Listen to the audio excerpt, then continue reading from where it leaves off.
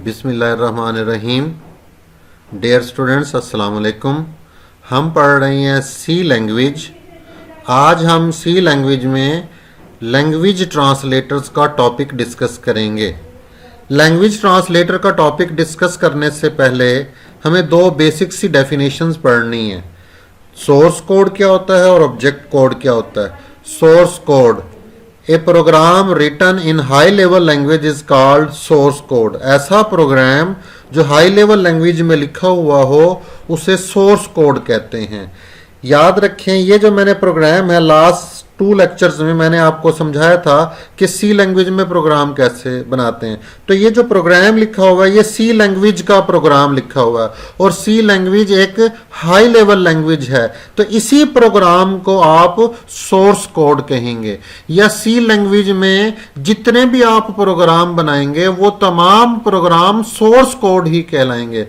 तो याद रखना है आपने, सोर्स कोड प्रोग्राम होता है, जैसा कि ये आपको सामने स्क्रीन पर नजर आ रहा है, ये भी एक सोर्स कोड है।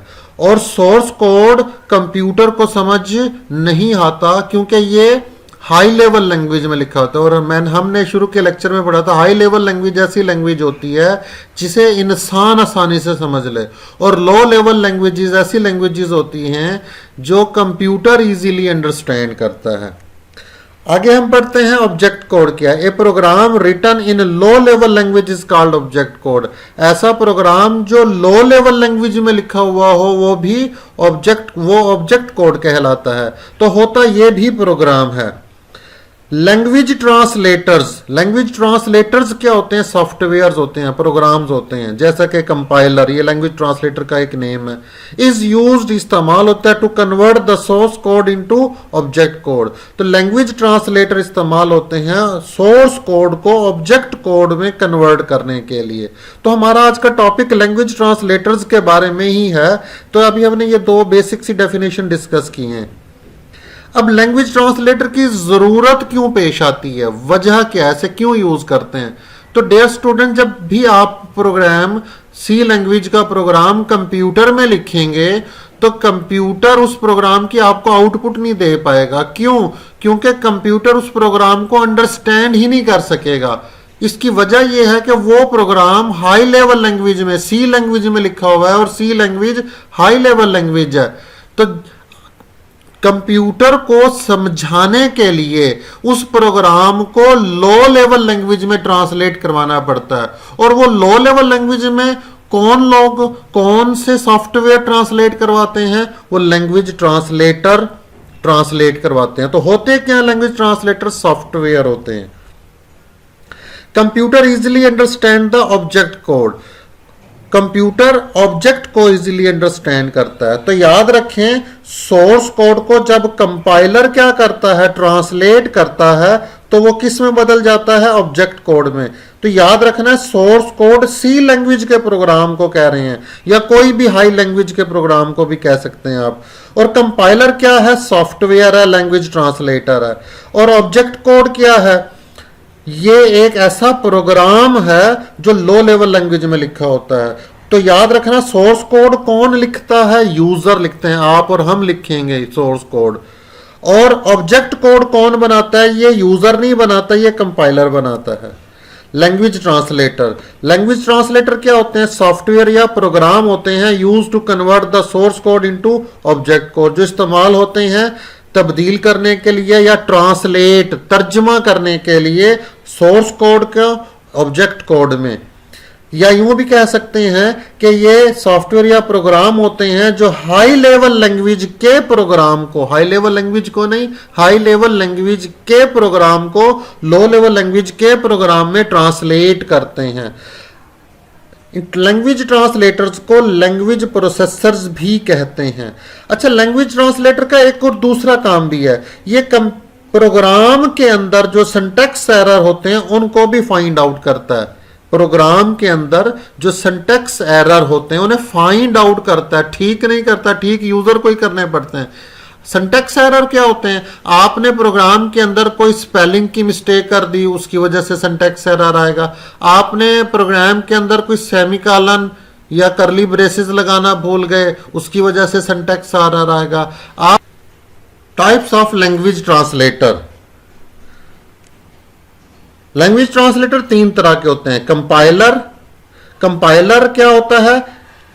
कंपाइलर ट्रांसलेट करता है पूरे के पूरे प्रोग्राम को ऑब्जेक्ट कोड में। याद रखना, compiler translate the whole program into the object code at a time. At a time का मतलब क्या है कि एक ही वक्त में पूरे प्रोग्राम को ट्रांसलेट कर देता है। दूसरा है जी इंटरप्रेटर, ये भी लैंग्वेज ट्रांसलेटर है, ये भी लैंग्वेज ट्रांसलेटर है। और याद रखिएगा ये सॉफ्टवेयर्स होते हैं, प्रोग्राम्स होते हैं। ये ट्रांसलेट करता है प्रोग्राम को स्टेटमेंट बाय स्टेटमेंट। याद रखना, यानी ये एक वक्त में एक स्टेटमेंट को ट्रांसलेट करेगा, फिर अगली स्टेटमेंट को ट्रांसलेट करेगा, फिर अगली स्टेटमेंट को ट्रांसलेट करेगा। जबकि कंपाइलर पूरे के पूरे प्रोग्राम को, चाहे उसमें 20 स्टेटमेंट्स हो, इकट्ठी ट्रांसलेट कर देता है। तो ट्रांसलेटर दोनों ही हैं, सिर्फ इनकी वर्क करने का, ट्रांसलेट करने का तरीका डिफरेंट है। तीसरा जो है असेंबलर। असेंबलर इन दोनों से जरा डिफरेंट होता है, कंपाइलर से भी और इंटरप्रेटर से भी। असेंबलर क्या करता है? असेंबलर सिर्फ असेंबली लैंग्वेज को मशीन लैंग्वेज में ट्रांसलेट करता है। याद रखना, असेंबलर असेंबली लैंग्वेज को मशीन लैंग्वेज में ट्रांसलेट करता है। अब इनमें डिफरेंस क्या है? मैं इसमें डिफरेंस में जाने से पहले थोड़ा सा आपको यह समझा देता हूं। ये मैंने एक प्रोग्राम लिखा था, ये सोर्स कोड लिखा हुआ है। अब कंपाइलर इसे कैसे ट्रांसलेट करेगा? तो डियर स्टूडेंट्स, यहां पर याद रखना है आपने, सी लैंग्वेज जो है ये कंपाइलर इस्तेमाल करती है प्रोग्राम को ट्रांसलेट करने के लिए। लास्ट लेक्चर में मैंने आपको समझाया था कंप्यूटर पे कैसे प्रोग्राम चलाता है। अगर आपने मेरे प्रीवियस लेक्चर्स नहीं सुने तो उसे कंप्लीट वीडियोस को सुने ताकि आपको हर लेक्चर की समझ आ सके, बेसिक्स की। तो हम सेव करते थे, फिर कंपाइल करते थे। जब कंपाइल करते थे तो कंपाइलर जो है इस पूरे प्रोग्राम को ट्रांसलेट कर देता है। यानी कंपाइलर इन लाइन को, इस लाइन को, इस लाइन को, इस लाइन को पहले रीड करता जाता। जब पूरा प्रोग्राम रीड कर लेता है तो फिर एज अ होल यकमुश्त पूरे प्रोग्राम को ट्रांसलेट करता है। जबकि जो इंटरप्रेटर है वो पहली लाइन पढ़ेगा तो उसे ट्रांसलेट करेगा, फिर दूसरी लाइन पढ़ेगा उसे ट्रांसलेट कर देगा, फिर तीसरी लाइन पढ़ेगा उसे। करना इंटरप्रेटर ने सारे ही प्रोग्राम को ट्रांसलेट, लेकिन ये एक वक्त में एक स्टेटमेंट को ट्रांसलेट करता है, जबकि कंपाइलर पूरे के पूरे प्रोग्राम को ट्रांसलेट करता है। तो ये बेसिक सा एक डिफरेंस था लैंग्वेज इसमें, कंपाइलर में और इंटरप्रेटर में। अब हम इनमें डिफरेंस देख लेते हैं। कंपाइलर क्या करता है? पूरे के पूरे प्रोग्राम को एक ही वक्त में ट्रांसलेट करता है, जबकि इंटरप्रेटर एक वक्त में एक स्टेटमेंट को ट्रांसलेट करता है। इस तरह दूसरी स्टेटमेंट, तीसरी स्टेटमेंट करेगा, पूरे प्रोग्राम को ही ट्रांसलेट इंटरप्रेटर, लेकिन स्टेटमेंट बाय स्टेटमेंट। कंपाइलर ज्यादा फास्ट होता है, इंटरप्रेटर जो है वो जरा स्लो होता है वर्किंग में। याद रखिएगा, कंपाइलर जो है वो ऑब्जेक्ट कोड बनाता है, इंटरप्रेटर ऑब्जेक्ट कोड नहीं बनाता है, ये ऑब्जेक्ट कोड जनरेट नहीं करता।